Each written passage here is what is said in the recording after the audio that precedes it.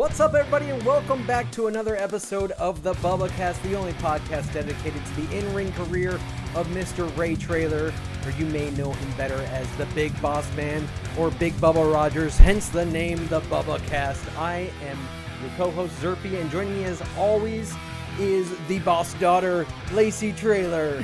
What's up, Bubba? What's up? You know, it's funny. People end up so many people call me boss lady because Boss lady, I really okay, do. I have to boss people. The boss lady. Yeah, people need to be told what to do a lot. Someone's got to step up. Yeah, if not me, who? If not now, when? Exactly. So just be happy that it's Lacy. Yeah. Because it could be worse. It could be, I don't know, someone bad. Yeah, I didn't have an example ready. It could be someone ugly. Yeah. But yeah, this week we didn't know what show we were going to cover, because as soon as I suggested this show to Lacy that we did end up watching, I had started watching it on Peacock, and I got through like the first couple matches, and then when I went back the next day, it was gone. So sabotage. They moved everything over to Netflix. I still wasn't clear on what was moving. Yeah. Because I know ESPN now has the Did they PLEs. not announce it? I don't think so. Well, I also don't follow the product Yeah. anymore, so like maybe they did. But from what I was reading online, no, they did not. And people were very confused as to what content was going to be where. Because Netflix does have Raw, and they've had Raw for a little while now. But I wasn't sure where all the archive was going, but it all went to Netflix. ESPN apparently is getting the new PLEs. You have to watch them through ESPN unless you're international. And then you can watch them through. I don't know. Look, when we first met, around the same time, like we started becoming friends, WWE launched. They had the network. The network. Yeah, the network. Do was you the remember? best. There was like pre-network. I wish for this podcast we still had the network, because I could just search Big Boss Man and find all of his matches. And so, how long did that exist? Because there wasn't some controversy or there. Long. Well, I think they just never made money on it. I think it was just they were bleeding. It was ahead of money its with time. It, yeah. So because they had to host their own, infrastructure. It was just for ahead it, of its everything. time. So it made sense for them later to partner with NBC and Peacock, so they can be like, "Good, you host all this stuff, so we don't have to pay for the overhead. Right. You already have a streaming platform. Just license this." And obviously now, since they're licensing it out, it's just to the highest bidder. Right. And right now it's Netflix, I guess. So That's wild. So yeah, I thought, oh no, we're not going to have access to this show that I just suggested. And I was totally into the idea of watching this. It is Survivor Series 1992. It's my birth year, baby. Oh, nice. And the match that Big Boss Man has is a nightstick-on-a-pole match against Nailz. And I thought, okay, if we can't get this episode, there is a later nightstick-on-a-pole match between Big Boss Man and Test on an episode of Raw. And I was like, we can watch that. Yeah. But luckily, once I figured out, it's all on Netflix. Lacy has Netflix. I don't, but I can get it other means. So you can use. Don't worry about it. Okay. I don't care. That broke my brain for half a second. I'm like, wait. Let me. We can share. We can share. But I ended up just getting this from a friend that always shares the stuff on Plex. Yeah. So what's great about it is I got to watch the Coliseum video version of this, Ooh. while you watched the streaming version, which I guess is the same version that was on the WWE Network. Did it have like the tape, Peacock. like little lines, like static on it? It was like a standard definition, but I don't know if it was from the VHS, completely ripped from VHS, or later DVD release of it. Dude, actually, now that I think about it, I think I literally have an unopened you probably have VHS these. of this literally sitting on my bookshelf at home right now. I got a VCR right over there. You just pop it. You borrow it if you want. Actually, probably not. No, I don't. I don't think. You don't want to borrow a VCR. How about I'll bring it will break. the tape over here? Yeah. So as I mentioned, I'm watching the Coliseum video version. Lacy's watching the streaming version. The Coliseum video version starts off with an introduction from Slick. Because he didn't appear on the show at all, but he does his little reverend gimmick. Good deal. Hype you up for the pay-per-view. Legend has it, he's still doing that gimmick. That's good. Good for him. So Vince McMahon and Bobby the Brain Heenan are on commentary, and they welcome us in to this classic WWF Thanksgiving tradition that is Survivor Series, because it used to actually take place on Thanksgiving. I was so excited when this is even though it's almost 3-hour episode, Yeah, I was exactly. very excited because this is like arguably one of Big Boss Man's most iconic matches. Because you think about his rivalries, you think about the Mountie, of course, Nailz. He's a convict versus a prison guard. It writes itself. It's perfect. Yes. It's perfect. But at any rate, I love looking at the ads from this SummerSlam specifically, like leading up to Thanksgiving. And it's like, I was thinking about that, like the old ads they used to do. And just sorry, I was good. Adjusting headphones and I realized I was adjusting I'm like, your I'm headphones talking to you. while I'm talking I was... to you. Look at me while I'm talking to you. I was listening, but I was like, wow, my headphones are a little hot. And then I realized I was adjusting your headphones, not mine. So and you're in charge of your own knob. I didn't even notice. Turn your own knobs. Yeah, Lacy. don't touch my knobs. But yeah. So it is a Thanksgiving tradition, of course, WWF Survivor Series. So even though we are past Thanksgiving, we did not plan this out. It was just whatever. But I thought it's an iconic rivalry for Big Boss Man. It's time for us to cover it, and we need to cover more pay-per-views anyway, because I know we try to avoid them because it's a long commitment. This was most of my day yesterday, is watching this and taking notes. Yes. So some days I'm like, I want to have a Saturday. Let's watch an hour-long Nitro, because it'll be easy.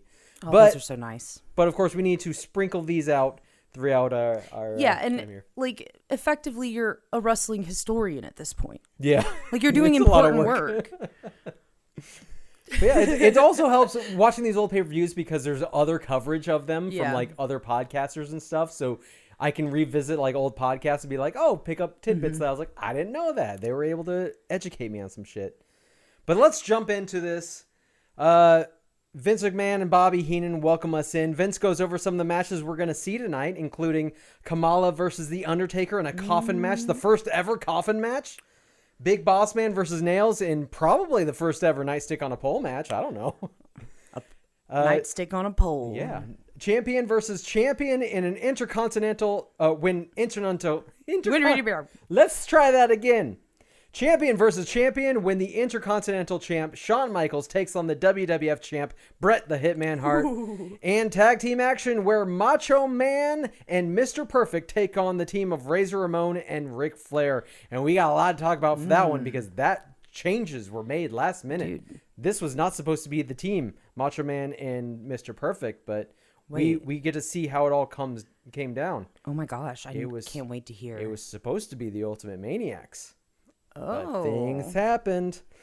The crowd in attendance got to see Crush versus Repo Man in a dark match to kick things off. Crush won, of course. Repo Man was one of Barry Darso's jobber gimmicks, so he's not going to win anything. That was his whole thing, was just he's the jobber. Yeah. The show that we watched, though, kicks off with the first match of the night. Tag team action. Match number 1 is High Energy, which is Owen Hart and Coco Beware, versus the Head Shrinkers, Samu and Fatu, with Afa as their manager, and of course Fatu is Rikishi. Yeah, I was about halfway through the match when you realized and I'm it. like, is that Rikishi? That is Rikishi. These guys were known as the Samoan SWAT team in WCW or Crockett Promotions. Oh, okay. So yeah. Afa is ringside to support the Head Shrinkers while he's eating what appears to be a chicken thigh, but then I thought about it for a second. I'm like, it's Thanksgiving. It's probably turkey. It's a turkey. And the Head Shrinkers are already in the ring when the match starts, so guess who's going to win? Probably not the team that didn't get an entrance. Yeah. So Owen Hart really stands out in this match. He really carries the match with his fast-paced amazing. action. He's a real fan favorite here. Coco Beware is also fun to watch. He stomps on the feet of the Head Shrinkers because they're barefoot, and then he slams their heads together in a meeting of the minds, but it has no effect because they're Samoans. That's hilarious. You can't hurt them in the head. If you try to headbutt them, you're only going to hurt yourself. And if they headbutt each other, they're fine. That's such a hilarious stereotype to have. No, it's one of those people. where it's like, should this be offensive? I don't know. It seems like they're still doing it though to this day. Right. I hear people say that. Yeah. It's still a trope. At one point, as Coco is thrown into the ropes, Afa is on the outside and hits Coco in the back with what is essentially a kendo stick. Before ECW even made kendo sticks a thing in American Pro Wrestling, it's just like a bunch of bamboo shoots tied together. So I was like, yeah, that's a kendo stick.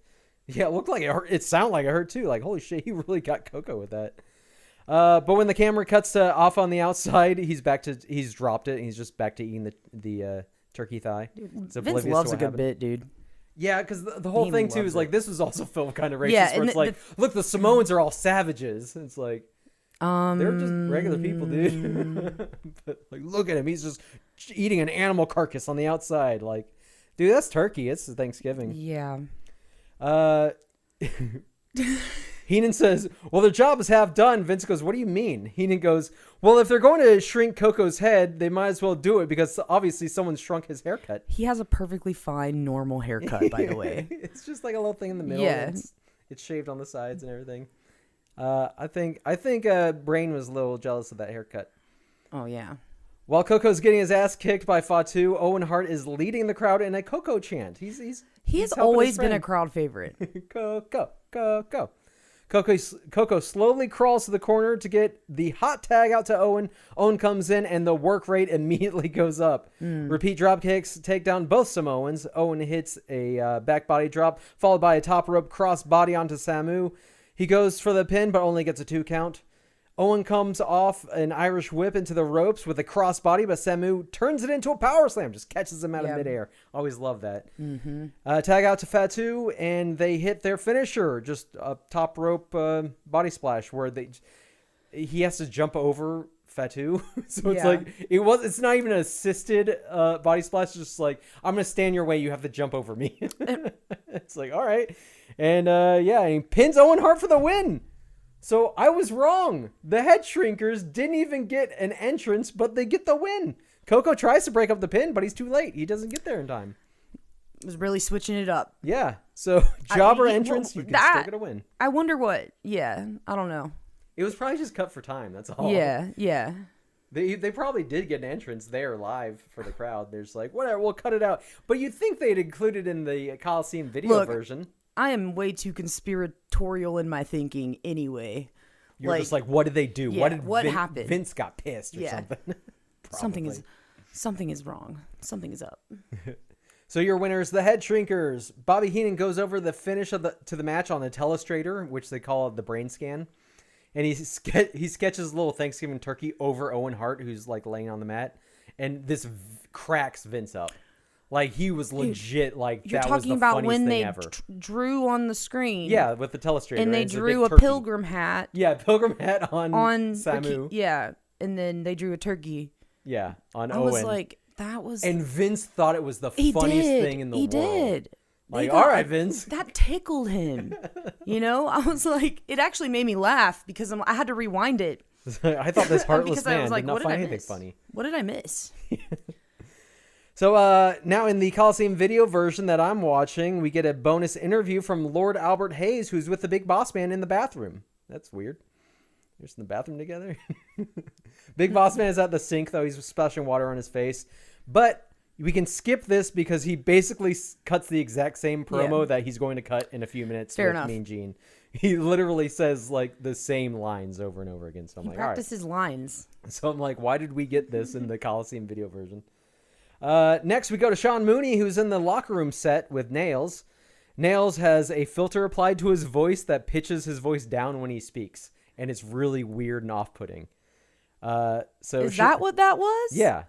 Yeah, they're just pitching down his voice. That's not his real voice. I'm just looking at Lacy, and she looks very confused by this. Yeah, they did it live, too. Like, you can hear it. There's another Coliseum video bonus feature we get later where after the match he like corners Sean Mooney and like you can hear it kind of more that like it's just being applied over the video footage. Does he have a super high pitched voice? I think he just has a normal voice. It's just not that deep because it was very deep when he cut this Vince promo. Was really, really wanted he just sounded like to have like a really deep voice. Yeah. So Sean says Sean Mooney give me your Nailz best deep voice. His thoughts on the approaching Nightstick match. So yeah, I'm gonna try this. Nailz has like a really weird way of speaking. Go down, man. Yeah, and he's like spitting and drooling all over himself as he talks. You're welcome to get into character. And he's shaking like with anger. So yeah. I can't really do it because I was practicing it. And the way I do it, it kind of sounds a little mix between Jesse Ventura and Oh God, who else did it kind of sound like? I don't know. Maybe like my weird Undertaker I did the one time. Okay. Anyway, We can always put a filter over it. so here comes. No, we're not gonna do that. Nail says, "I've been waiting for this day." Oh yeah, it also sounds like Ultimate Warrior. Ultimate Warrior mixed with Jesse Ventura. I've been waiting for this day for a long, long time. When I was sitting in that 6x9 cell for the past 2,478 days, I laid awake thinking what I'd do to the Big Boss Man. Well, now I'm out. Big Boss Man, this time you don't have those 6 other prison guards behind you. This time you will not be able to handcuff me to the steel bunk bed. Boss Man, you and your other prison guards know how good of a climber I am, Boss Man. I'm gonna climb that 15-foot pole. I'm gonna take that nightstick. I'm gonna take it and break both your stinking legs. I'm gonna take that nightstick and cram it down your stupid stinking throat, Boss Man. When I get finished with you, not even your buddies at Cobb County Jail are gonna recognize you, Boss Man. I was an innocent man. I was put there for crimes I did not do.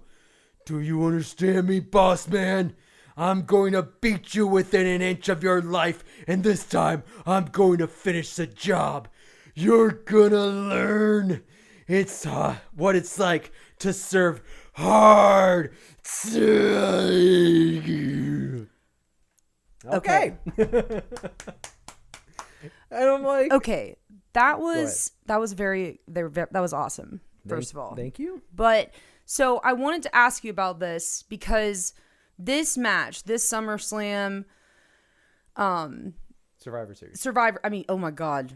Yeah, Survivor Series. Have I been calling it SummerSlam this whole time? Okay. That's an easy thing to mix up. It's the SS. But so Nailz, I guess they had I don't know if it was another pay-per-view, but a feud like leading up to this match where the bit was Boss Man ended up in the hospital because Nailz like beat him almost to death.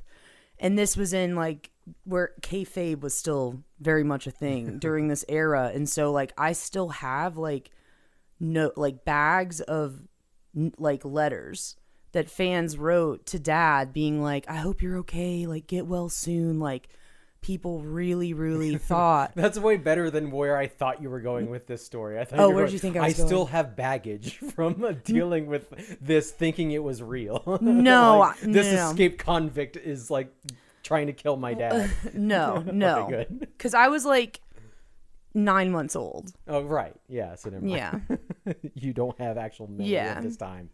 But okay, so you got letters from. That's fun. Yeah, because people cute. really thought like. And he was a baby face at this time. Yeah, my mom saved letters from like women writing him, being like, "I'll take care of you, boss man." Like, ma'am, I am married, and she will kill you.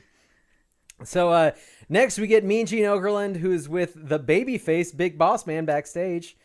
So Mean Gene says, "The Big Boss Man and myself hearing the comments of Nailz. Here's a man who contends he's been innocent all along." Let me see if I can get the cadence. Yeah, Nailz says he's an innocent man, that he's committed no crimes. But we all know that's wrong. I've seen his file. I know the report, and I know the crimes he's committed against society. And by all rights, he should be serving a life sentence because he cannot live with regular people like you and me and the other citizens of this country. The plain and simple fact is the Big Boss Man's got a job, and that job is to make sure Nailz serves nothing but hard time. And right here at Survivor Series, I'm going to make my job come true. It's not a wish. Yeah. For every man, woman, and child that believes in all law, order, and justice, that believes in the Big Boss Man, I'm going to make sure that Nailz serves nothing but hard time. And Big Boss Man quickly runs out of frame. And while he was saying that, we see Nailz walking to the ring, so he's making his entrance while Boss Man's cutting a promo, but Boss Man, he doesn't want to wait. Yeah. He immediately runs out of frame. It's on site. Yeah, it's on site. So it's time for match number 2, Nailz versus Big Boss Man in a nightstick-on-a-pole match. And we cut to Nailz, who's just climbed into the ring. And Big Boss Man comes running down the entranceway and hot starts the match. Nailz is already climbing the corner where the nightstick is suspended on a pole 15 feet above the ring. As Big Boss Man rolls into the ring and starts attacking Nailz. This is a brawl, and Heenan calls it right away on commentary. He says, "You're not going to see any wrestling here." Yeah. Nailz takes down Boss Man, and he has no issue choking him in front of the ref, just so long that he breaks the choke before the 5 count. Rinse and repeat. So this was Nailz' whole gimmick, was just Vince probably told him, "I don't want to see any wrestling moves. Right. Get in there and just start choking him. You're a convict. You're a criminal. You don't care about the rules. Just start choking him. Don't do it. I don't want to see a hold." That's probably it. Just like, just grab him by the neck and that's it. Historically accurate Vince McMahon. He's gonna puke. They were 2 big meaty men, really just It's just giants. punching each other. Yeah. So both men exchange a lot of Irish whips and punches. Boss Man starts climbing the corner with the nightstick, and Nailz stops him, tossing him from the turnbuckle, like when Ric Flair goes up for a top rope dive, which we will see later on. I find it wild to watch him climb up on the top fucking turnbuckle like that. Who? Like, which one? Anyone that size. Because I wasn't sure if you're talking about Ric Flair or your dad. Very interesting to me. Like last time when we saw him on Nitro climb the turnbuckle when he was fighting Sting. So a couple episodes ago. The bigger you are, the harder you fall. I'm like, what are you going to do? He climbed the turnbuckle to do a dive on a Sting on the outside. I'm like, no. That's not a big Bubba move. You save that for some of the more spry guys. Yeah. Yeah, but, he'll bait you in with that because he didn't go off the top rope. My daddy will whoop your daddy's ass. That's right. So Nailz picks up Big Boss Man, drops him across his knee with a backbreaker, and starts choking him again because that's all he's got. Nailz is wrenching on Boss Man with a rear chin lock, and Vince is going, that's a rest hold. I don't like it. Choke him. We still know what crimes Nailz is accused of, but Bobby Heenan says, a couple of unpaid parking tickets. That's all it was. He went into the florist to buy his mom some flowers. Then they put a ticket on his windshield. The wind blew it away. He didn't even know he got a ticket. At least that's what his sister told me. Dude, my sister would have covered for that motherfucker like that too. I want to know what Heenan is doing with Nailz' sister. Yeah.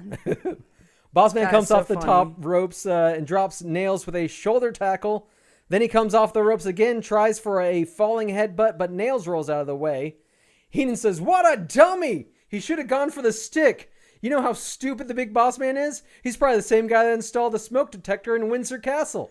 So I had to look this up. We're getting topical. What's this reference to? So on November 20th, 1992, a fire broke out at Windsor Castle, starting in the Queen's private chapel due to a faulty spotlight igniting a curtain. The blaze spread to over 100 rooms, causing extensive damage and taking 15 hours to extinguish, with repairs costing £36.5 million and completed 5 years later. Wow, very cultured. Like that just wrestling. happened during this too, like days ago. Yeah. At this time. So, all right. Interesting. Topical reference from Heenan. Thank you. Nailz climbs the corner, reaching for the nightstick, but Boss Man is able to reach for Nailz' ankle, pulls him down, crotches him on the top rope. Oh, that's how you know it's a Boss Man match. The crowd erupts as both men slowly climb back to their feet. Double down. Both men go down when they both hit clotheslines on each other, but Nailz totally botched it. He did not he didn't know it was, we're supposed to both be taking this one. Whoops. We see a close-up of the nightstick, and it's now hanging from the pole, and it's only hanging from like one of the points. It was attached by 2 points when the match started, but now it's only hanging by one. So they're lucky it stayed up there. It didn't just fall down halfway through the match. Big Boss Man climbs the turnbuckle and reaches and finally pulls down the nightstick. He jumps down from the top turnbuckle with the nightstick in hand and strikes Nailz twice with it, dropping the convict to the mat. But Nailz is back to his feet, and when Big Boss Man pulls back for another swing with the nightstick, Nailz kicks him in the midsection and follows with a right hand. Boss Man drops the nightstick, and Nailz picks it up. Uh-oh. Hey, that's not fair. You didn't pull it down. You can't use it. And he's stroking it. Because the rules of the nightstick-on-a-pole match is if you pull the nightstick down, you get to use it. So you would reason to believe that if you're not the one who pulled it down, you don't get to use it. It should be illegal. But then that's just stupid. So Nailz takes down Boss Man, hitting him a couple times with the nightstick, but then just stands there over him, hitting his hand with the nightstick for no reason, just letting him get up. He just lets Boss Man get up to his feet. Okay. Then Nailz swings a backhand with the nightstick, but Boss Man ducks and hits Nailz with a couple of rights, followed by an Irish whip. Boss Man catches Nailz with the Boss Man Slam. Nice. And then he hooks the leg. 1, 2, 3. Your winner, the Big Boss Man. Woo. Probably my 3 favorite things he does, all in a series of moves. Like you Boss Man Slam, the leg thing, and then you win. Mm-hmm. We'll take it. Yeah, we always love a Big Boss Man wins here.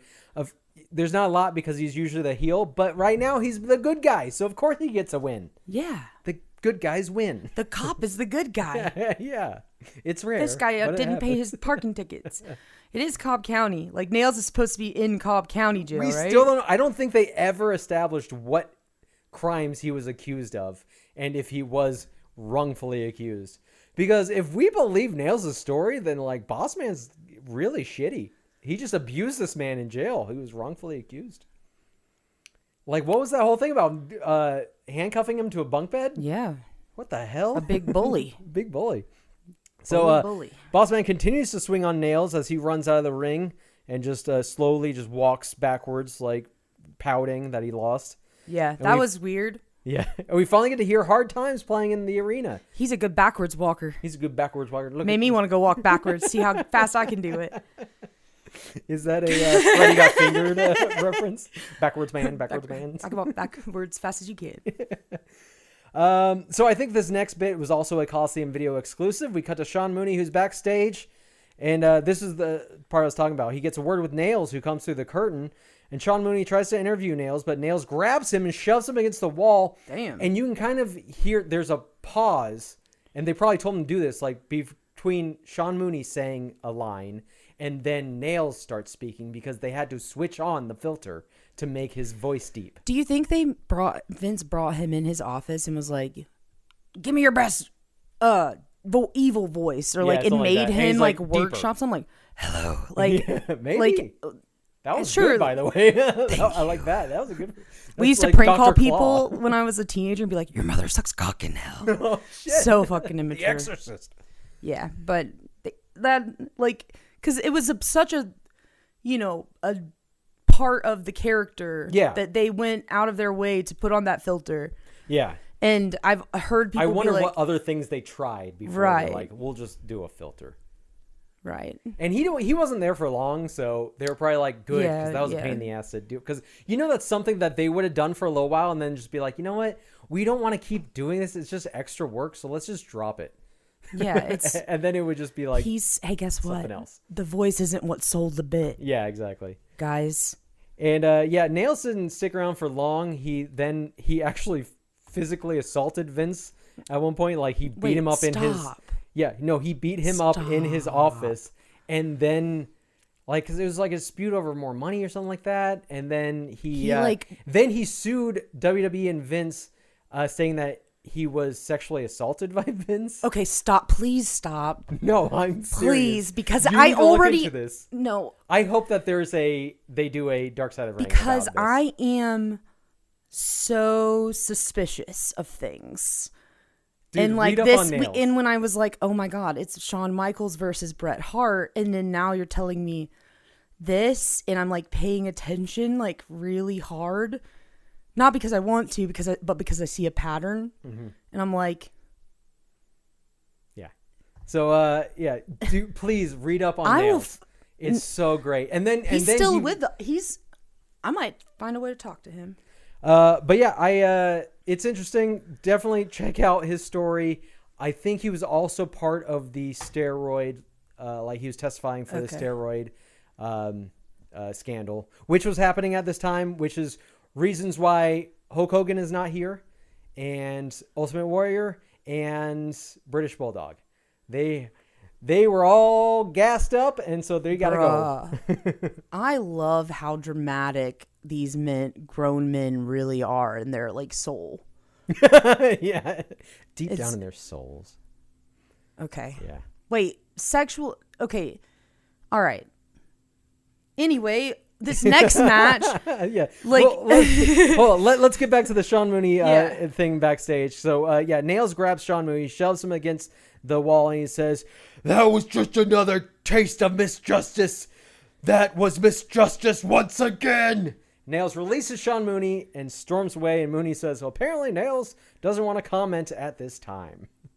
And then next we go to, I think this is another Coliseum video exclusive, Lord Albert Hayes. I think all the stuff with Lord Albert Hayes was only on my version.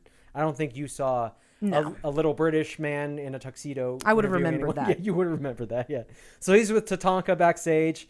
Hayes asks Tatanka if he's sure he's not underestimating his opponent, Rick Martel, here tonight.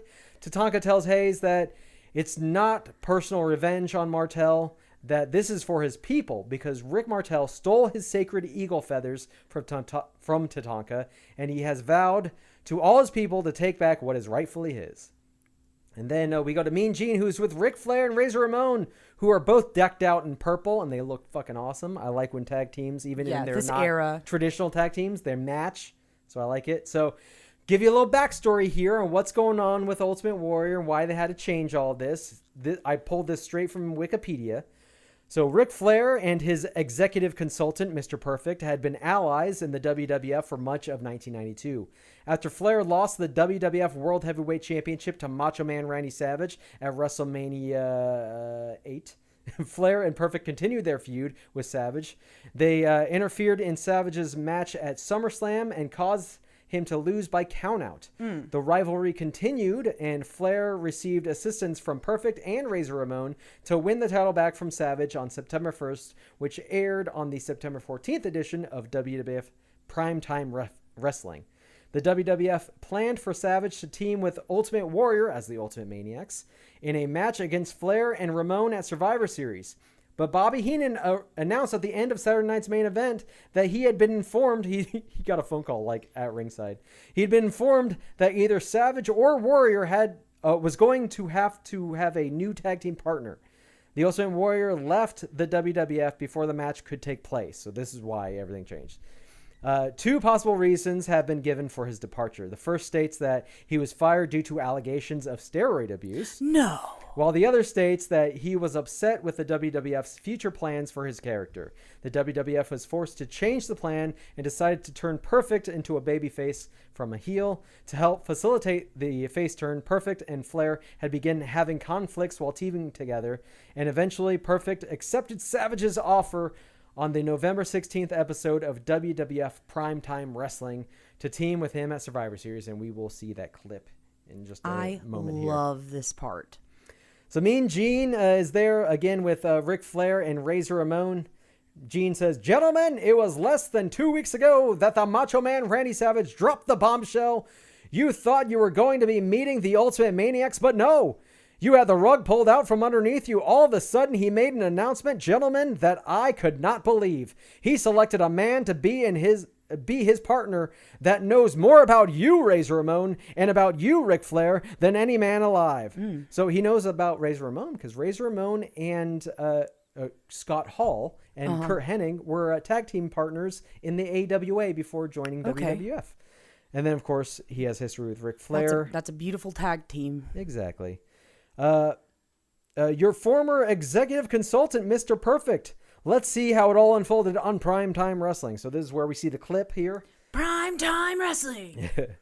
So Macho Man was joined via satellite to the studio where Vince was sitting around a table with Hacksaw Jim Duggan, Hillbilly Jim, Bobby the Brain Heenan, and Mr. Perfect. Macho Man goes, possibly this guy could be the perfect tag team partner to go against Razor Ramon and Ric Flair. A bunch of intelligent Confuciuses around the table there. Nothing's got you kicked in. It's like, what are you talking about? Vince is like, what do you mean? Macho Man says, read between the lines. Vince is pointing to Mr. Perfect. He's like, do you mean the perfect tag team? Do you mean Randy Savage? Spell it out. Come on. Macho Man goes, spell it out. It's Mr. Perfect. I'm pointing right at you now. Heenan is upset by this news. He can't believe it. Heenan turns to Mr. Perfect. He says, I take orders from Flair. You're going to take orders from me and Flair. Damn. If Flair wants you to walk behind him in his shadow, you do it and you say, yes, sir, and keep your mouth shut. I'll do the same thing. He's not wrestling anybody. He's not stepping in the ring at Survivor Series. Mr. Perfect stands up and tells Heenan that he's sick and tired of people making decisions for him. He tells Savage that if he wants an answer, he'll give him one. He accepts the offer. Heenan stands up and slaps Mr. Perfect immediately. I was like, oh. He slapped him and then immediately said, oh, I fucked up. Have you ever slapped somebody before?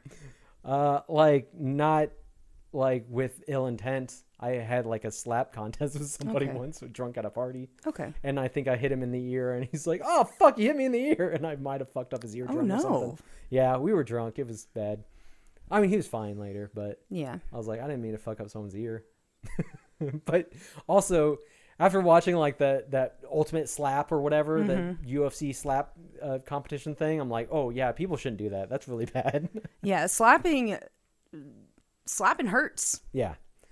So yeah, Heenan slaps him and then immediately regrets it. He knows he fucked up. He starts begging for mercy. And Perfect grabs him by the tie. Perfect says, Heenan, you don't put your hands on me. Survivor Series, I will be in the corner of Macho Man Randy Savage. I accept Savage. And Bobby Heenan, you put your hands on the wrong person. You just got done putting your hands on Mr. Perfect. You don't touch Mr. Perfect. You've been holding me back all these years. You've been putting me on the back burner. Ric Flair has been walking in my shadow. Ric Flair wants to fill my shoes. Heenan says, look what they've done to us. They tore us apart. I didn't mean to hit you. God knows I'd never do that. I'll get down on my knees. I'll get down on one knee and I'll tell you something. And he does. He gets down on a knee. Yeah, he says, please, we'll never do it again. I'll never do anything wrong. I promise you. I'll buy you a car. I'll get you a boat. I'll give you double the money you could have made. Please, don't leave us.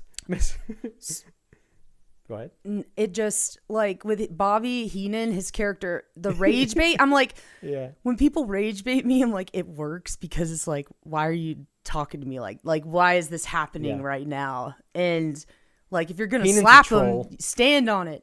It's, like, so hilarious how quick he's like, I'm sorry. The emotions got to him and he acted. I have whiplash. And goes, oh, I'm not prepared to back this up. Yeah, and then he's like, I will submit. I will submit. Mr. Perfect grabs the pitcher of water from the table and pours it over Heenan's head. That was the cuntiest thing. I loved it. I was like, more of this. Yeah. Yes. Mr. Perfect turns to the camera and says, Macho Man Randy Savage, I'm back. And I'm back in the Survivor Series as your partner, believe it or not. And they all laugh and applaud at Heenan's misfortune.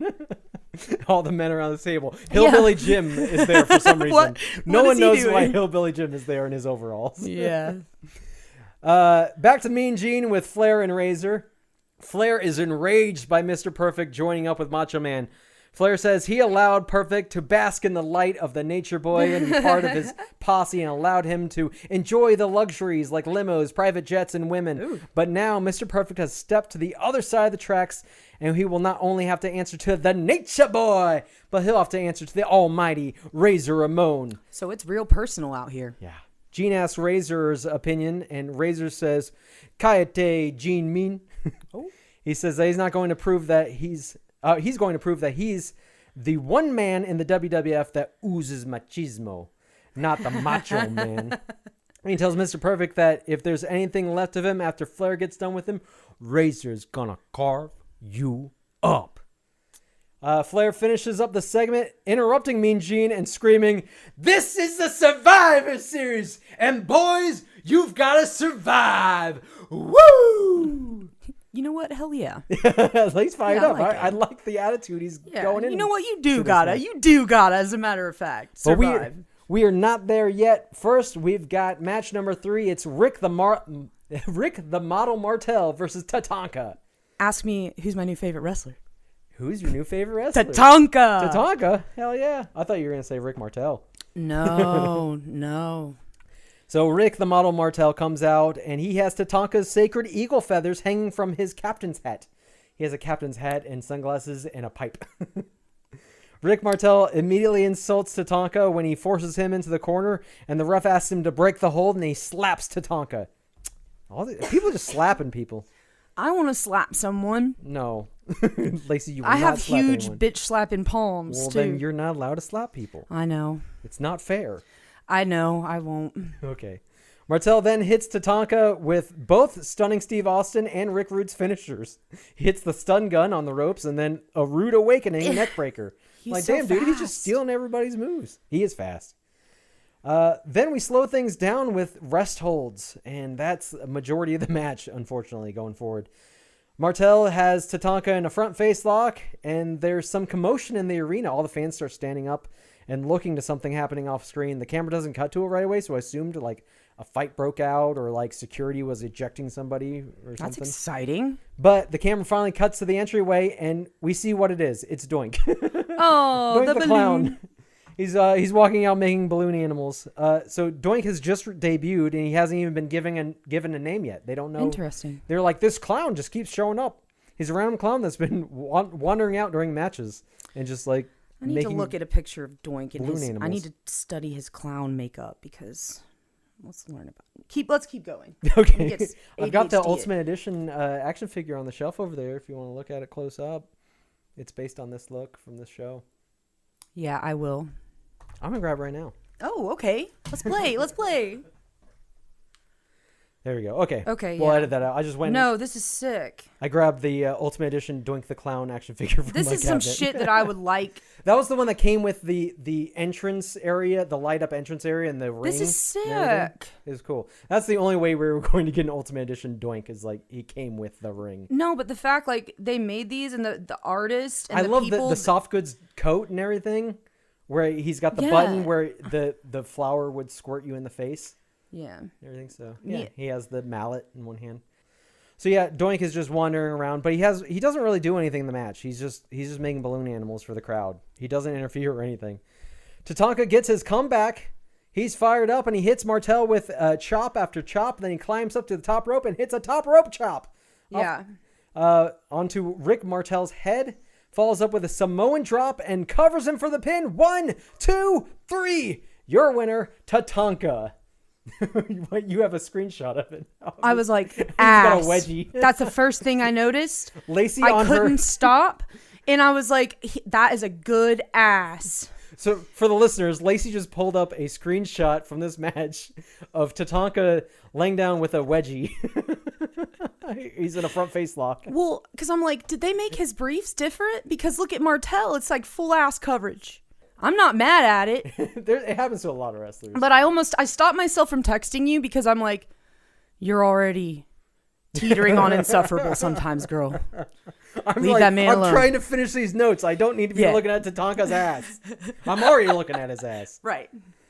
So Tatanka, your winner is Tatanka. Tatanka takes his eagle feathers back from Rick Martel's hat, and Doink pops a balloon in the crowd, laughs, and runs away. He like made a balloon dog and then popped it. Yeah, he gave it to someone and then popped it and then laughed and Actually, ran away. honestly, that ate. funny. That ate. Yeah, he ate with that. He also did that, and he did a snake, but like not just like blew up on a balloon in there. It's a snake. He did like a coiled snake with like its tongue out, and I was like, oh, that's pretty good. At one point, I had gotten like a DIY, like or learn how to make balloon animals kit because I was like, I could learn to make balloon animals and just pull this shit out on somebody random. Just do that. Just that's a skill you have. One of the many juggling projects and balloon I've animals. left neglected in ADHD. Oh fuck! but- I'm already behind. I said when? a couple. There was. I was going to say, hey, new year. I should start learning a new like thing or a new skill each day. Like work on a little more. And we're already like 4 days in, and I forgot, and I haven't been doing it because. And this was something I started a couple years ago where I was like, I'm gonna do this. I bought a harmonica, and I'm like, I'm gonna learn harmonica. I'm gonna take a little lesson. Please tell me you can play it. And I didn't. I lasted a few days a couple years ago, and then I put it away, and it's been sitting in this drawer this whole time. And I was like, this year I'm going to do it. And I'm 4 days in, I already fucked up. It's funny you say that because I just found my harmonica the other day. I want to learn. It's the breath control. I don't have the breath control for it, but I obviously, if you just practice, you can do it. So, but I get frustrated. But I'm going to do it. I'm going to do it. I hope that this works out. I hope too. I hope like a year from now we can be like, so we never mention again, but then a year from now, I'm like, Oh, you pull that I'm gonna sucker pull it out? out and then just start playing like Hard Times or something. Dude, you're going to become a pussy magnet. Yeah, everyone With that All harmonica? the women really love harmonica. John Popper is just swimming in it. I'll tell you, jeez. So standing by in the fake locker room set, we have Sean Mooney, who's with Macho Man and Mr. Perfect. Mooney asks Mr. Perfect what he thinks of what Flair and Ramon had to say earlier. Perfect says that the reality is that since Flair arrived in WWF, he's wanted to be like Mr. Perfect. But there's only one Mr. Perfect. He tells Razor Ramon that he doesn't ooze machismo. He oozes something, and it stinks. Then he turns his attention to Heenan. He says that Heenan has been holding him back for the last year and a half because he didn't want him to face Ric Flair or Razor Ramon because Bobby knew deep down that Mr. Perfect could beat them both. Bobby be trifling. Yeah. Mooney turns to Macho Man and he says, Macho Man, I must congratulate you. Macho Man goes, thank you. And like he doesn't even said why yet. But Mooney goes, I've never seen Flair and Razor so enraged, and it's all over the fact that you have chosen Mr. Perfect as your tag team partner. Macho Man goes, that's just the tip of the iceberg, because they're really gonna want to be upset in a little while. It's time. It's me in the Survivor Series, and nobody knows more about surviving than the Macho Man Randy Savage. Yeah, because he has to say his whole name. I love that. Yeah. 10 days ago, I didn't have a tag team partner, and everybody knows the key to surviving is that you'll do anything you can to survive. Really? Yeah. That's the key? The key to surviving is to survive. Yeah. But a lot of people have criticized the Macho Man Randy Savage. They say I've sunk to the lowest depths to pick Mr. Perfect as a tag team partner. Now, just hold on 1 second. It's true, I don't like you and I don't trust you. But I got a compliment coming your way. Nobody knows Razor Ramon and Ric Flair like you do. And another compliment is I think you're a superior athlete. Yeah. But I don't like you. Even though we've never met in the ring, I think that you and me could be the perfect tag team. Now, what do you think about that? Mr. Perfect agrees, and he says, I think you're right. I think we can make the perfect tag team, hands down. Macho Man just goes, dig it! That was Perfect good. lets out a Flair, woo! And Macho turns to the camera, gives a double thumbs up, and then spins out of frame. That was smooth. I love that. Macho Was Man. smooth. And every time they start a backstage promo with Macho Man in this era, he always has his back to the camera first. Yeah. And that's what happens here. He doesn't turn like around he's powering until they up. He's like, oh yeah, I'm getting worked up. Yeah. But yeah, he spins out of frame, and it's time for match number 4: Ric Flair and Razor Ramon versus Macho Man and Mr. Perfect. Now, even on the I think the cover art for this, while it was still on the WWE Network and probably on Peacock, I don't know what it looked like on Netflix, but the cover art still showed Macho Man and Ultimate Warrior as a team on the cover. You know what? So I thought that was kind of funny. I'm like, damn. I can't recall. Like they must have changed it last minute. But they didn't, clearly, because they had like weeks leading up where they're like, okay, now Mr. Perfect and Flair, you need to start like not getting along leading up to this. So they had time. So how many weeks, what was the time period where they had to switch it up? It didn't really say. It didn't go into the detail on the Wikipedia page. So I don't know. It seems like everything came together last second, but then when you see all the work they put into it, like, no, that was weeks ago. So I will say with Netflix, it's easier to search stuff. That's good. Like, I hated searching in Peacock. Yeah, Peacock was bad. Like, not intuitive, but I gotta tell you, the WWE Network was so good because you could search any wrestler and it would give you all of their matches, every segment they were in, and they had every show split up by match, so you could go straight to the match. You didn't have to like go, okay, let me go to Survivor Series and then fast forward to the second match in. It was just, hey, you want to go to Nailz versus Big Boss Man? Just click on this link and it takes you to when the match starts and everything. We didn't know what we had. Oh my gosh, it was so We didn't know what we had. Now it's so unorganized and like, and it's a money grab. Everybody's. When you want to watch like WCW Saturday Night, it's just like 2 years are just missing in the middle of it. Yeah. And you're like, what the fuck? Hey, where the fuck are those 2 years? Yeah, what happened to them? This is wrestling fans we're talking about. Yeah, you better find them. Yeah. Well, who knows? Maybe they're probably lost like a long time ago. Like, yeah, they lost those in 1996 when there was a fire at CNN Center or something. Like, oh shit, I didn't know. Okay, they've been gone forever. They're lost with the Doctor Who early seasons. Dude, it is crazy that so much physical media, like, or just that how easily it could be lost. Mm-hmm. That's something I feel like we forget. That's why I hate that everything's like moving to streaming, and then streaming will just sometimes be like, this thing's just not available anymore. Mm-hmm. Or there's just like companies, there's falling out and everything, and an ownership moving around, and no one knows who owns something. Right. It just so happened like recently, this past year, finally, Kevin Smith was able to re-release Dogma, one of his movies, because for the longest time it was in limbo. Like they released it on DVD back in the day, which I had the old director's cut, and I was like, "Yay, I'm never getting rid of this." But it was out of print, and it was weird because like the Weinsteins might have owned it, or then Disney owned it when they bought Weinstein Company or something, and it was very confusing who had it. But finally, he got the rights back, and so they just released like a big Blu-ray release of it and everything. I'm all about sovereignty and ownership. Yeah, everything's moved to the subscription-based model, and it's. So yeah, you can just all of a sudden something can just be like, oh, it's not available anymore. Right. You just can't have it. Like, what the fuck? Things should just exist in the world. Right. And we should have access. Anyway, back to match number 4. Match number 4. Heenan is already yelling on commentary. He says, how dare he give a woo? Because Mr. Perfect gave a woo at the end of that promo. Yeah. He says, he doesn't even deserve to be in the same sport as Ric Flair. Ric Flair had just lost the world title to Bret Hart at an untelevised event before this. Hell? And that wouldn't come out on video for another 6 months. It was on the Coliseum video compilation called Smack 'em Whack 'em. I want to see the ad. Smack 'em and whack 'em. So like one day, just Ric Flair comes out and doesn't have the title anymore, and Bret Hart does, and people are like, "What happened?" And they had to wait 6 months to finally see. They're like, "Oh, they had a match," and there it is. I like Bret. Yeah, Bret's great. It's weird seeing Macho Man walk out without a manager. I had to put that in here because he always had a manager, whether it was Miss Elizabeth or Sensational Sherry. No manager here. So Macho Man has a mic and he says, I would like to introduce my perfect tag team partner, Mr. Perfect. Ooh, yeah, dig it. Dig it is new. Oh, he always said dig it. Really? I loved it.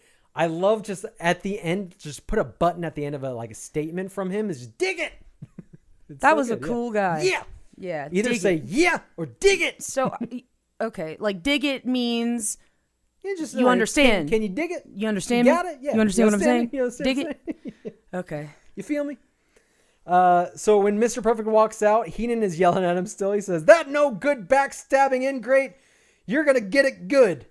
The match starts with Perfect versus Razor, and no matter what offense Razor is able to get over on Perfect, Perfect has a counter for it. Razor Ramon is getting out-wrestled.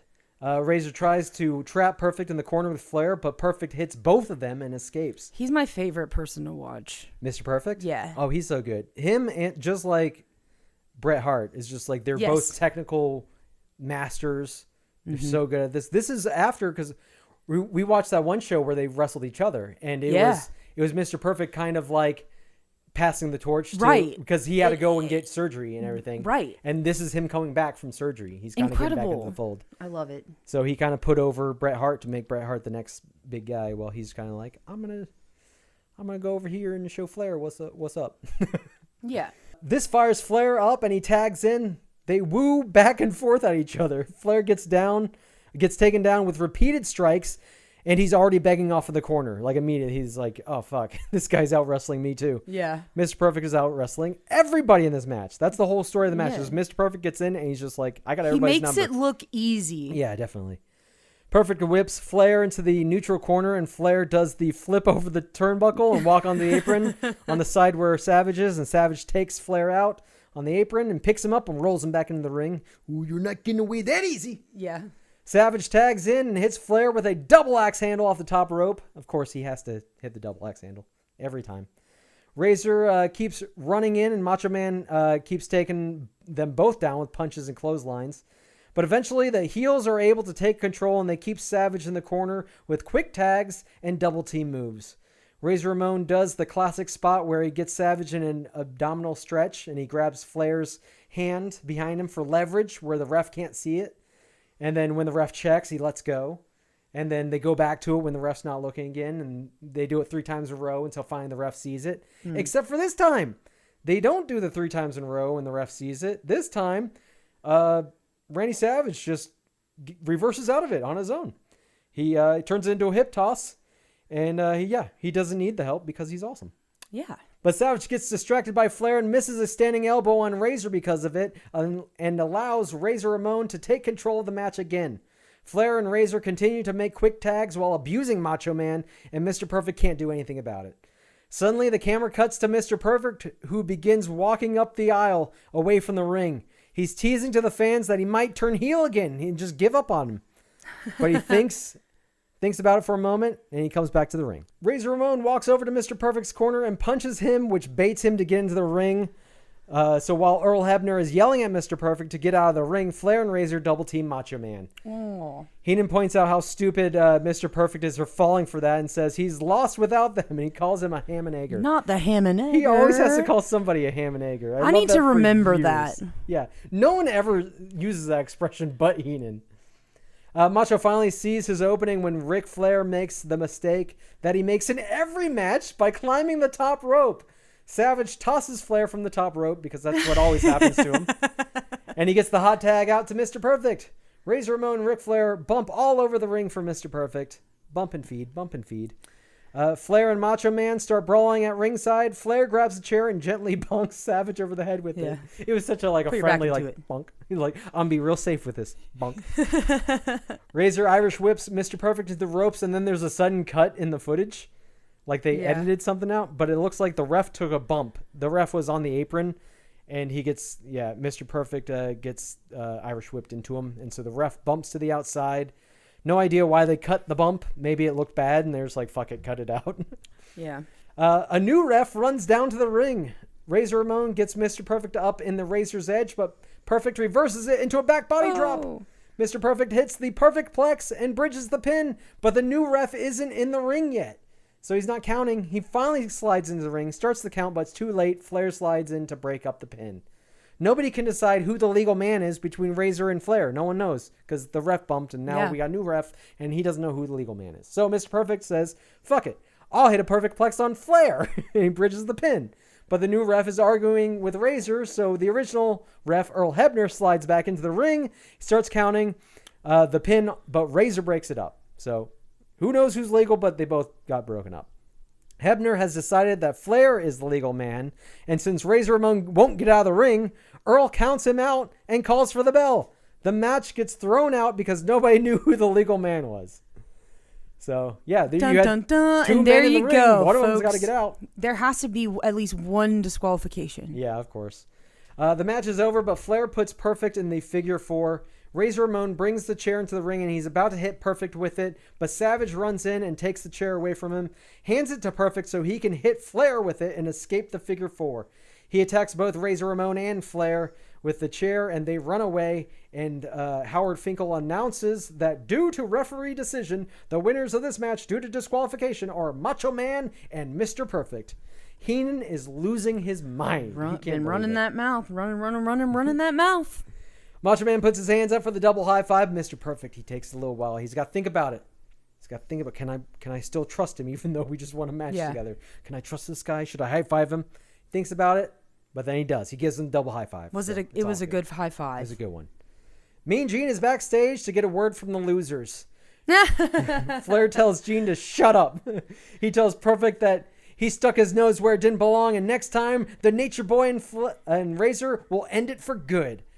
Next on the Coliseum video version of the show, I got a segment with Lord Albert Hayes again. He goes to Yokozuna's locker room this time. Yokozuna is sitting in a chair getting a massage from 2 geishas. Mr. Fuji tells Albert that he flew them in from Tokyo and they specialize in massaging Yokozuna. So they specialize in massaging specifically Yokozuna, just him.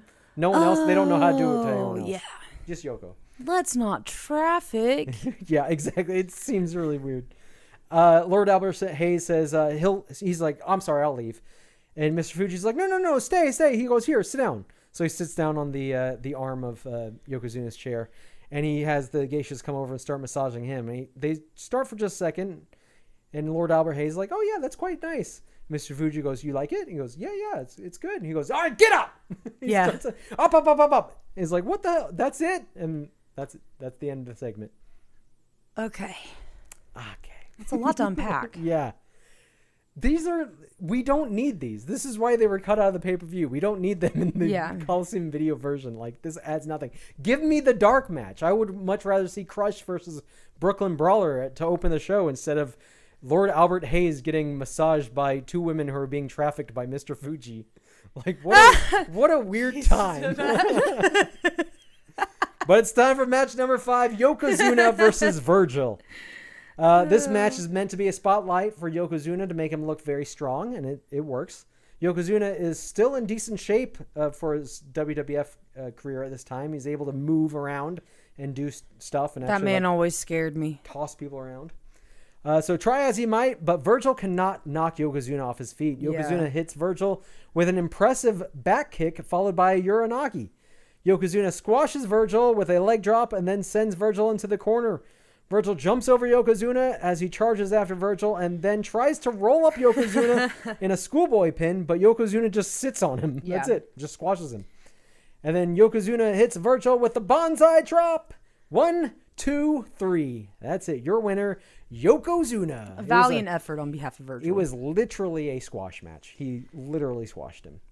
Hey, Dad used to love them short matches. He's like, I'm getting paid the same, baby. It doesn't matter. I don't get paid by the minute. Next, Sean Mooney is with Macho Man, Mr. Perfect in the locker room set, and Mr. Perfect is handling raw turkeys with his bare hands. He says he has one for Flair. He grabs a raw turkey and throws it down. He goes, and he's got one for Razor, another raw turkey, throws it down, and then he has a little one. It was like a little bird or something. He goes, and here's one for Heenan. And he like swats it out just like he does with his gum when he spits it out during his entrance. Dude. And then he double high fives Macho Man again, and they rub salmonella all over each other. I couldn't believe it. It's really gross. I couldn't believe they were holding those turkeys like that. Yeah, I'm like, what are you doing? This is really gross. It is one of my... I have a phobia of salmonella because I've had really traumatic experiences. When I'm cooking with I wear gloves. Chicken, if I'm handling raw chicken in the kitchen, every time I touch it before I go do something else, I'm washing my hands completely. Every time I break an egg and then throw the shell away, I'm washing my hands completely with soap and hot water and everything the entire time. Mm-hmm.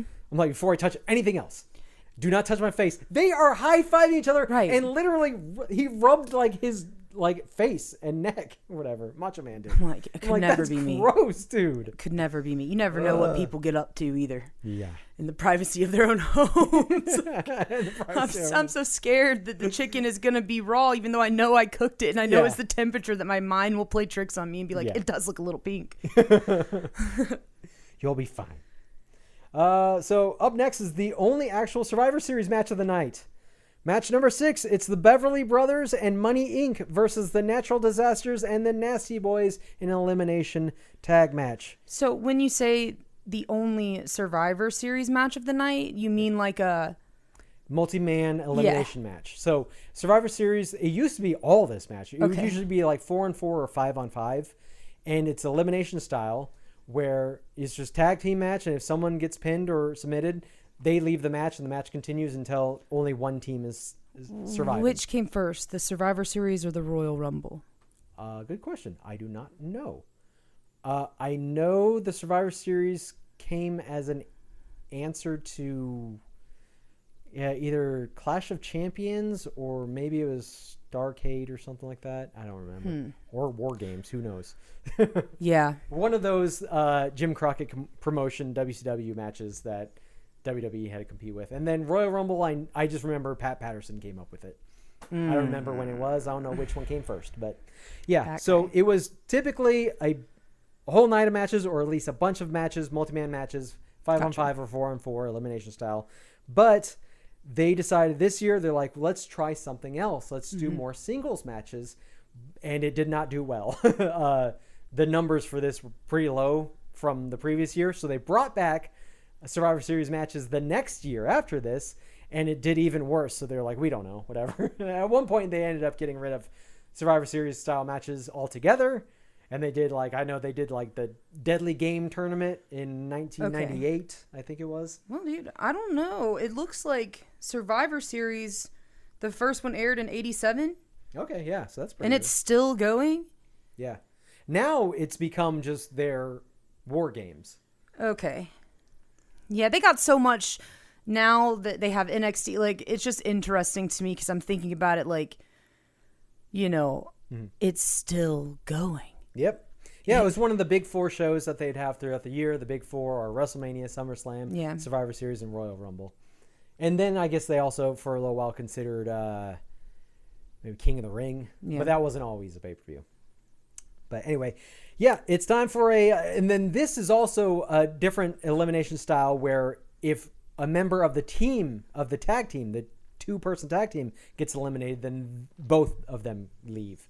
So it's a little weirder. It's a tag team rules thing. So the Beverly Brothers make their entrance first while Bobby Heenan is still yelling about Mr. Perfect. He's just losing his mind about it. Vince tells him, calm down, calm down. The Beverly Brothers are accompanied by the Genius, but he doesn't get to do a promo or anything. We don't get to hear him read a poem. The tag team champions, Money Inc., come out accompanied by Jimmy Hart. IRS gets in the ring and he grabs a mic and he says, if you people want to survive, pay your taxes. And that's it. I fucking love that gimmick so much. Yeah, what a way to get heat. Just be the literal IRS. Yeah. Like that guy. We all hate him. Everyone. That's cheap heat right there. The Natural Disasters come out with no manager because Jimmy Hart was their manager until he turned on them and sided with Money Inc., which is basically the entire reason for this match happening. Woohoo! This is all Jimmy Hart's fault. Woohoo! I'm Jimmy Hart. Jimmy Hart is yelling through his megaphone ringside, calling Typhoon a big buffoon. He did find his megaphone, by the way. You're a big buffoon, you big guy. The stolen megaphone was returned. Yeah. During this entire match, Vince can't keep it straight which Beverly brother is Blake and which one is Bo, and neither can I, but I don't pay them, so I have an excuse. Typhoon and Earthquake easily toss around the Beverly brothers and squash them both in the corner with body splashes. Earthquake hits Bo with a power slam and turns to the Nasty Boys and asks them, you want some of this? Terrifying. And then he tags into Brian Knobbs. Yeah. Knobbs drops him with a clothesline, and Jerry Saggs gets tagged in and hits Bo with a pump handle slam. The heels are making quick tags and continue to beat the shit out of Jerry Saggs, which I'm okay with because I've never liked the Nasty Boys. It's weird seeing them as fan favorites. I don't like they are nasty so over. things. Yeah. The idea of them is just like they're gross. Yeah. And so I'm like, okay, then I don't like them. Exactly. But the crowd loves them for some reason. I don't get it. Because they're nasty. Like their move is my armpit's gross, rub his face in my armpit. And that's their big move. Pity City. Pity City. What they call it? Taking him to Pity City. It's called the pit stop. Wrestling is drag. You can't convince me. Oh, it is. Like, it absolutely that is. That is cunty. As much as I hate it. Mm-hmm. Jesus. So Blake Beverly tags in and slows the match down with a headlock on Saggs. He reverses it and Blake escapes off the ropes and both men go down. Both men slowly crawl to their corners to get the hot tag. Blake tags in Bo and Saggs tags in Earthquake. Then the heels run into the ring, so then all of the baby faces run into the ring. So there's a big schmoz. Everyone in the ring. The faces clear out everyone but Bo Beverly. Typhoon hits him with a Samoan drop. Then Earthquake hits the Earthquake Splash. Sits on him for the pin. Loves it. 1, 2, 3. And so I mentioned before, since it's Tag Team Survivor Series match, if one member of the tag team is eliminated, their teammate goes with them. So the Beverly Brothers have been eliminated from this match, but the match continues. So Ted DiBiase, I just want to point out here, is wearing white gear tonight, and it makes him look like he's wearing a diaper. I just want to say that. Wah, just a little baby in his diaper. DiBiase tags in IRS, and they double team Earthquake, dropping him with a double back suplex. IRS drops an elbow on Earthquake before covering him for the pin. Earthquake kicks out with a 2 and launches IRS up and over the referee. John Tint is such a beast, and so is Fred Ottman. Both of them awesome. They're amazing. So yeah, the Earthquake kicks out and launches IRS up and over the ref. Heenan says, "That's what you do. That's the secret. You keep him down." Then IRS picks Earthquake up to his feet, and Heenan yells, "No! You don't pick him up! No!" The Nasty Boys come in at one point and clothesline DiBiase over the ropes and out of the ring.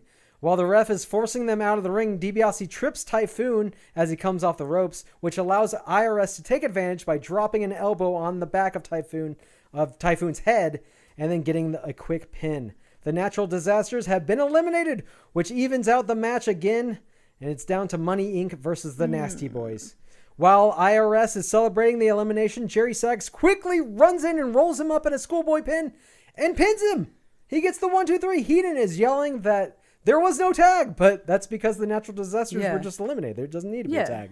It's just the next person who enters the ring just happened to be Saggs, so he's the legal man. Yeah. So your winners the Nasty Boys and the Natural Disasters. Even though they were eliminated. They're still part of the winning team. You know what? Because they were on the same side. Yeah. I was like, unless they're like, no, only Nasty Boys win. Yeah. Which would be really shitty. Yeah. The Nasty Boys hit IRS with a double clothesline, and he rolls out of the ring. Jimmy Hart grabs the tag team titles, and Money Inc. take their titles, and they leave. On the Coliseum video version, we get a backstage interview, again from Lord Albert Hayes, who's with Virgil. Virgil is in bad shape. He is, after getting literally squashed by Yokozuna, he tells Albert that he learned firsthand tonight that Yokozuna is the real deal. He warns everybody in the WWF, including the world champion Bret Hart, to watch out for Yokozuna because he's dangerous and he's a menace to society. Menace. Yeah. Men. But he was just like laying down on the bench like, I can't move. Yeah. This man broke my ribs, all of my ribs. Yeah, he was messed up. He wanted to go get his meat sauce. Yeah, over he's at, ready for meat sauce. Olive Garden. Get that fuck you money. Have a meal with a brother. Go do a signing. After that, make $20. Yeah, I used to have so much fun with him on Instagram. You would tell me where he would just randomly message you out of the blue, like, "Oh, here's Virgil. What's up, dude?" So after Undertaker defeated Kamala at, next we get a recap of this whole feud between Kamala and Undertaker. It all started at SummerSlam.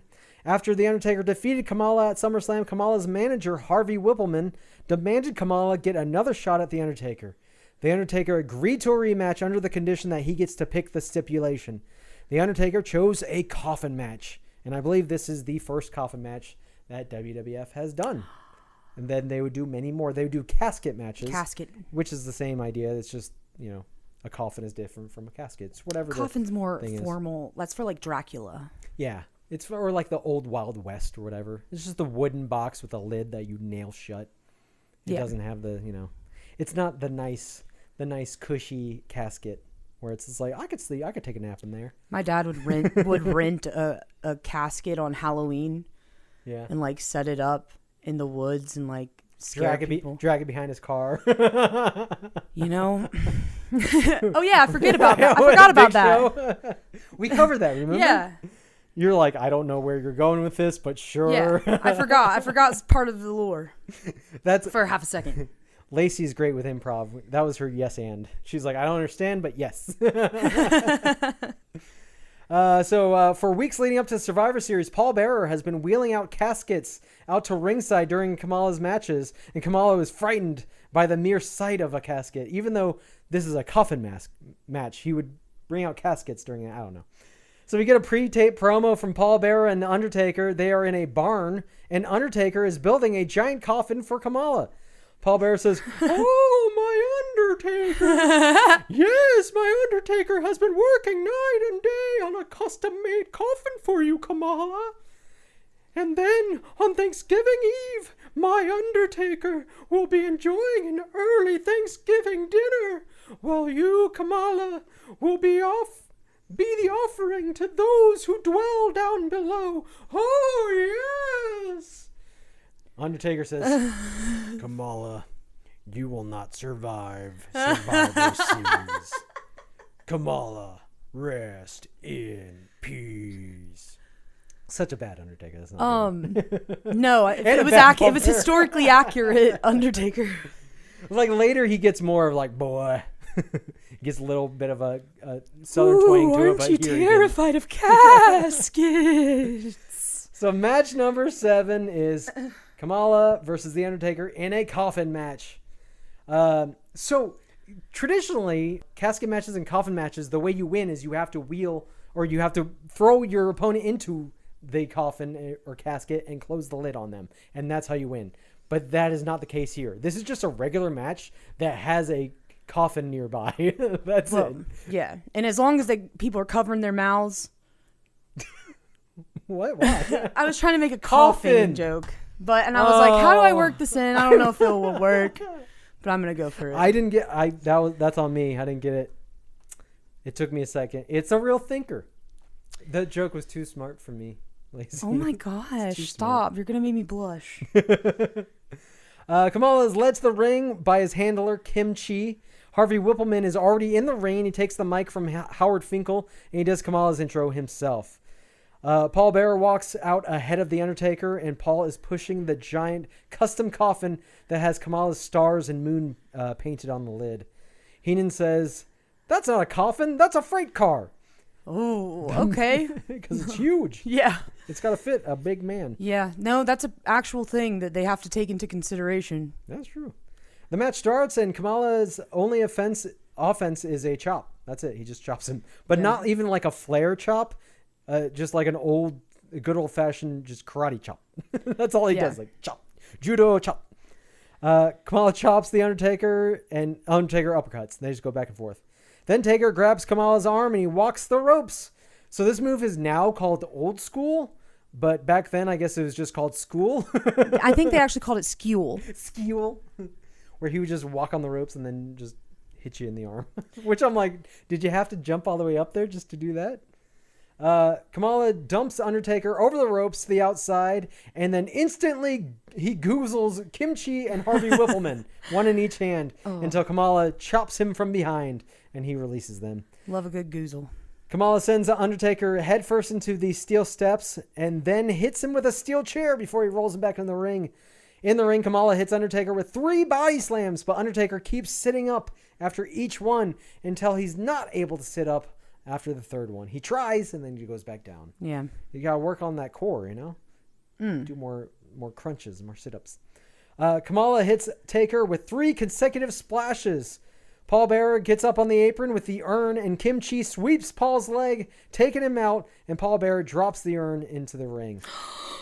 Harvey Whippleman is distracting the ref, and Kimchi is telling Kamala to go pick up the urn, pick it up, get it, take it. And Kamala just kicks it over to Kimchi. He's like, what? What do you want? Kimchi's like, no, take it. I'm not touching and that. Hit him over the head with it. And he tosses the urn back to Kamala, but Kamala's like, no. He like swats it away, like, I don't want that. And the Undertaker picks up the urn, and he hits Kamala over the head with it himself, and then he gives it back to Paul Bearer. The Undertaker crosses Kamala's arm as, his traditional pin that he would normally do after the tombstone, but he ain't picking up this big boy for the tombstone. Not happening. So he crosses his arms over his chest and pins him. 1, 2, 3. Your winner, The Undertaker. So I said here, usually in order to win a coffin or casket match, you have to put your opponent in the coffin and close the lid. But this time, they're not doing that. He just pins him, and then he just rolls him into the coffin and closes it, and the match is already over.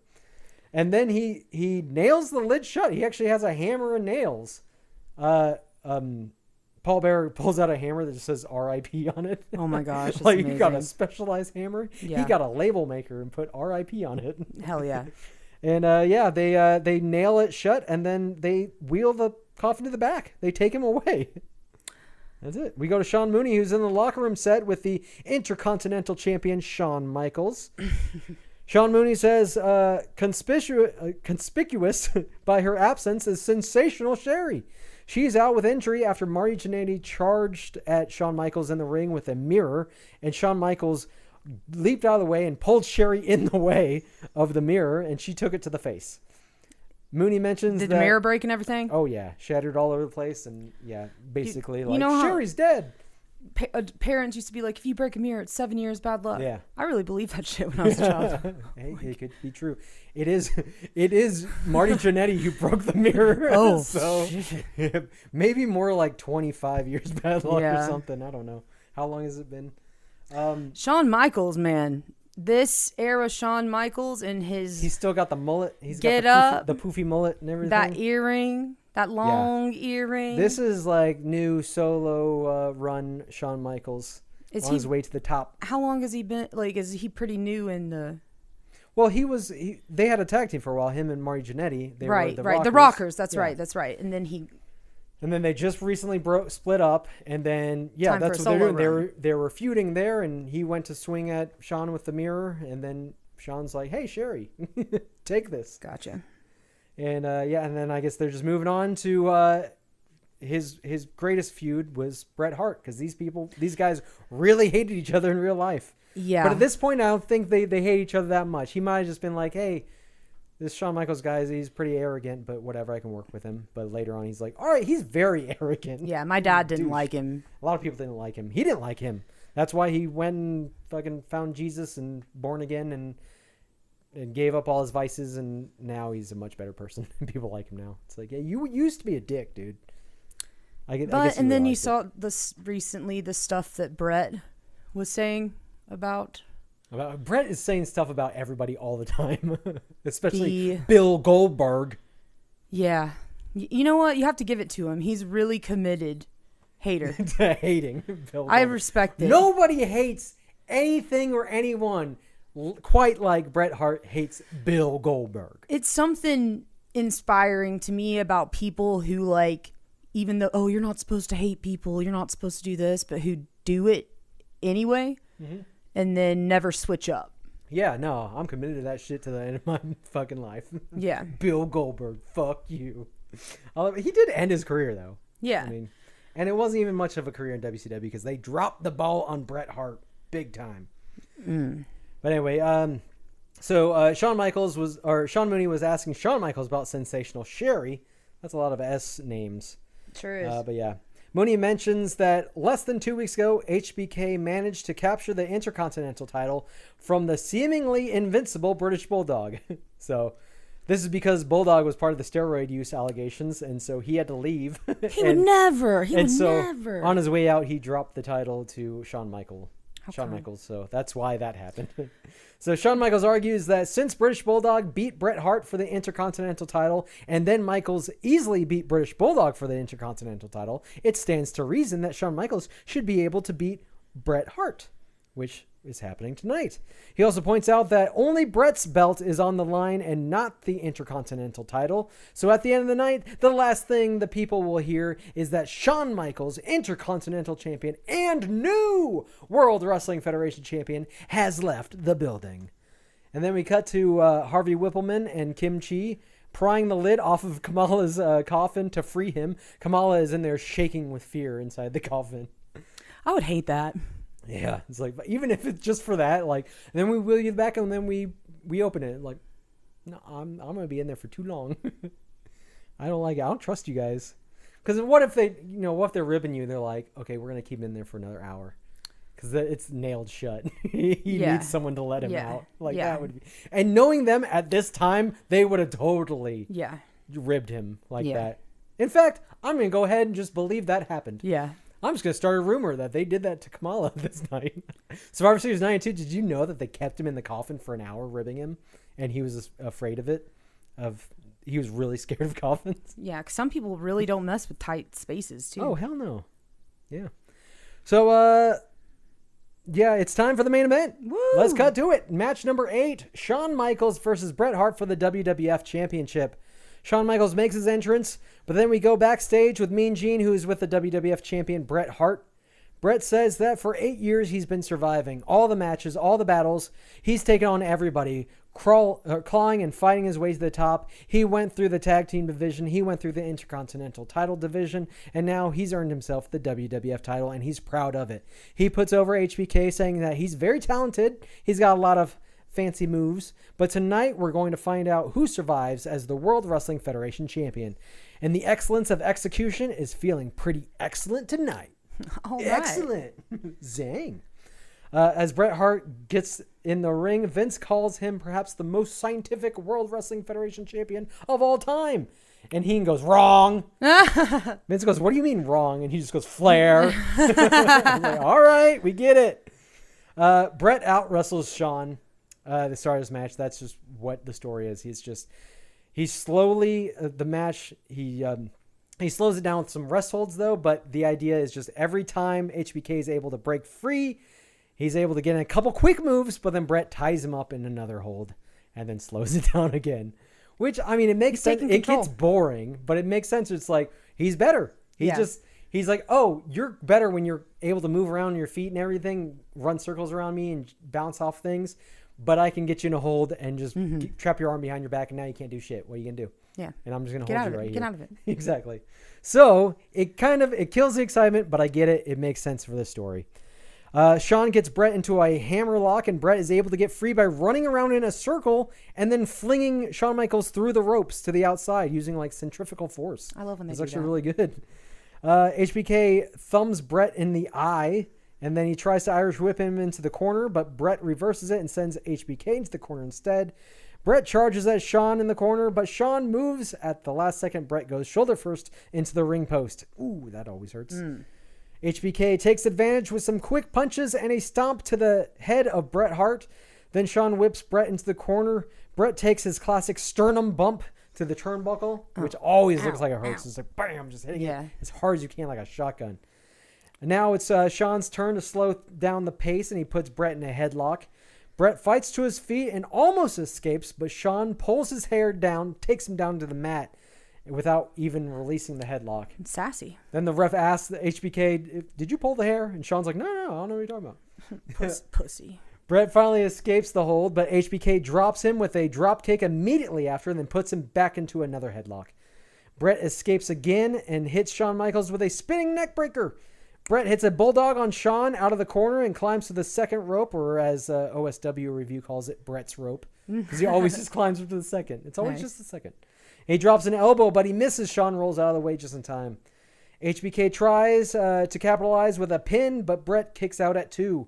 They slow the match down with another headlock from Shawn Michaels. Bret Hart slowly fights to his feet and rolls Shawn Michaels up in a pin, but he kicks out at 2. Bret whips Shawn into the corner, and he lands across the top turnbuckle, and Bret kicks him in the chest. He loved doing this, where he'd bounce on the corner or whatever, like, oh, you got me. Yeah. And he pops him up in the air by kicking him in the chest, and then Shawn crotches himself on the top rope. So that's fine. He just bounces around.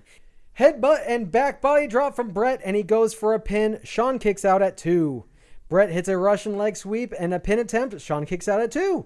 Backbreaker from Bret, and he goes up to the middle rope and hits his classic diving elbow onto HBK. Goes for the pin, but Shawn kicks out at 2. He keeps kicking out. Superplex from Bret. When they get up to their feet, Bret slaps a sleeper hold on HBK, but HBK backs him into the corner, and the ref gets sandwiched between Bret and the corner, and he gets squashed and dies. The referee is dead. Your mom wishes. Shawn sends Bret to the outside and follows him out and gives him a body slam on the ringside mats. Ooh, that's gotta hurt. Back into the ring, and Shawn hits Bret with sweet chin music, but he's too tired to go for the cover. Shawn picks Bret up to hit the teardrop suplex, but Bret rakes Shawn's eyes to escape. But Shawn ends up grabbing him again and hits it anyway. So he hits the teardrop suplex. Shawn covers him for the pin, but Bret kicks out at 2. Bret comes off the ropes with an elbows to HBK in the face, sending him into the ropes when he gets tied up. So HBK got his arms tied up in the ropes, as we always see that. Yeah. Andre the Giant did this in like every match. Bret comes running at him with a cross body, but Shawn gets out of the ropes just in time, and Bret gets tied up in the ropes. He gets bouncing in the ropes. Not this again. Looks like it hurts. Shawn Michaels climbs to the middle rope and comes off the middle rope with a flying nothing. Because Bret grabs both legs out of air and immediately puts him in the sharpshooter when he lands. Loves it. And he gives up. That's it. All he needed was the sharpshooter. Your winner and still World Wrestling Federation champion, Bret the Hitman Hart. But wait, what's this? I got an exclusive with on the Coliseum video. Santa Claus is here. Santa? I'm sorry, this was on the pay-per-view, but I get something else after this. Santa Claus comes out, and it's snowing in the arena. What? And Santa comes out and gives Bret Hart a check. He's like, here, I wrote you a check. Sorry, the rent's late. And just hands it to him. I don't know. He has a piece of paper. Santa Claus is here. Santa Claus is here.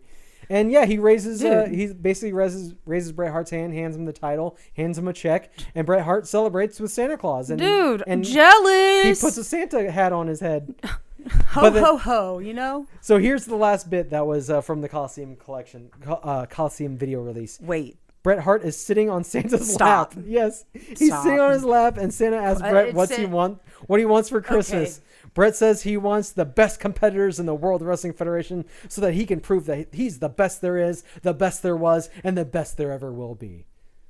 And that's it. That's the end of Survivor Series 1992. Oh, wow. What a rush. One. We the listeners deserved a long episode, so we delivered it. We've been giving you short episodes because this is a lot of work. But we need to hit these pay-per-views every now and then. And this was a classic. Nailz. I mean, Like, of course, when you bring in a guy and his gimmick is going to be a convict, literally wearing an orange jumpsuit, like, all right, this story writes itself. He's just going to fight Big Boss Man, and that's it. Life imitates art, you know? Yeah, it's like, what else are you going to do? Where were they going to go with him if he stuck around after this? Like, you got nowhere to go. It's just like, no, it's just Big Boss Man. Every pay-per-view, Nailz versus Big Boss Man. We'll just keep running it back.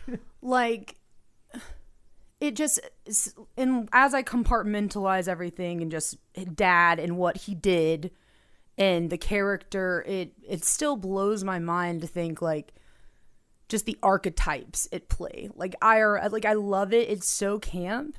Oh, yeah. I can't believe it took me this long to watch that match, but it's been so interesting just learning and watching. It was a silly time in wrestling when it was. When this is why Hasbro figures were so popular, because they were so colorful and cartoony, and everyone had a little job. You had an Undertaker, you had a convict, you had a policeman guy, you had a Mountie, you had a Canadian policeman, you had a clown, and it's just like, these are just like bright characters and everything, and the wrestling wasn't always that great. You had Bret Hart and Shawn Michaels, who were great wrestlers, right? But it was mostly just about these characters showing up and the archetypes and everything, and just like, how long it has existed. Like, wrestling is forever.